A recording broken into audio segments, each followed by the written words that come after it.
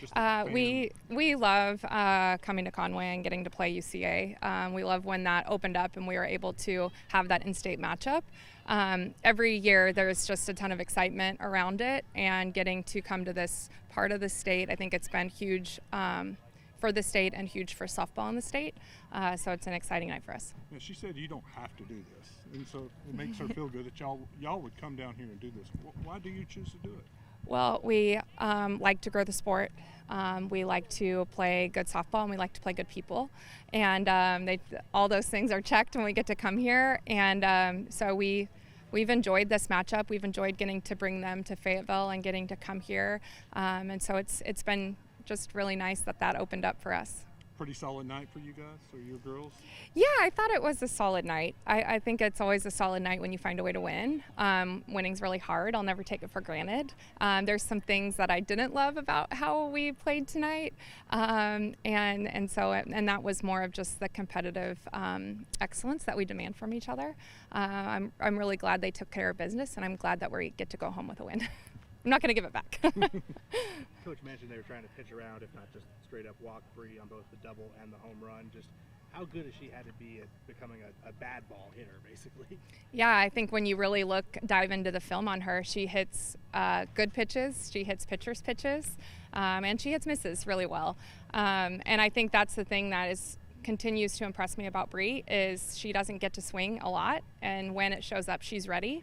And she's not waiting for that perfect pitch anymore. She's opened up her zone a little bit because she can do damage on so many pitches.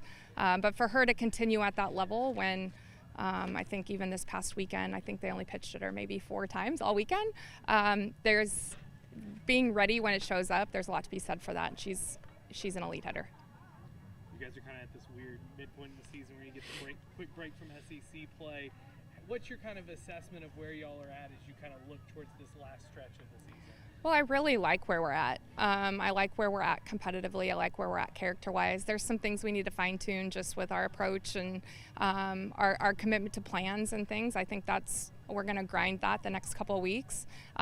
It's nice to have a lighter part of our schedule, not light in an opponent, but just light in games. In this next couple weeks, because it's a grind. It's a grind, and at this part of the year, you're really starting to feel your bodies, and you play with such high emotion in these really big matchups, and so it's nice to get just a little break. We'll have Easter Sunday and Monday off, and we're looking forward to those 2 days off. Those are big. Obviously, at this point, you know what the Razorback brand means across the state, but still seeing, this scene 3 hours from Bogle, what does that mean? It's huge. It's unlike anywhere else. I am a California native, but my boys are Arkansans, and you learn at a very young age what the Razorback means, and it's something incredibly special throughout the state. And there's just a ton of pride in having the privilege of wearing it. And so when we were talking to our team, when these fans come, they come to see you. They come to see you Razorbacks, and they come to see a high level of softball. And it's our job to give that, And so it's something we'll never take for granted, and we know it's incredibly special.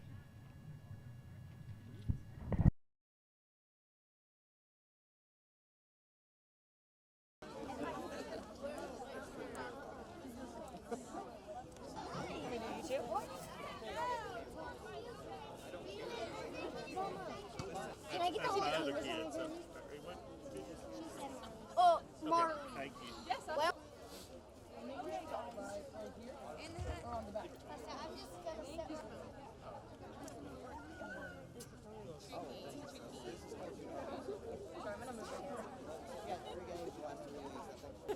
It's Lydia.